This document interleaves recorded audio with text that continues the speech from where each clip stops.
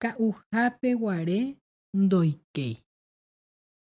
Sí, es una frase muy conveniente para mí, Ujú. porque mucha gente dice que no se acuerda de lo que ocurrió o lo que dijo o lo que hizo estando bajo los efectos del alcohol, ¿verdad? Si Ujú. uno tiene esa tendencia de olvidar, entonces no abuses del alcohol, para que no tengas que decir Ka'uhápe guare ndoikei. Y muchos se respaldan en ese argumento y niegan, yo no me acuerdo de nada. Yo no sé, yo no me acuerdo, yo dije eso. Yo No, pero hice yo eso. hice eso. Bueno, pues por eso digo, es una frase muy conveniente para mí. El famoso borró cassette. Borró cassette también utiliza mucho la Mm. gente con esta historia de la borrachera, ¿no? Sí. Y es así. Ok.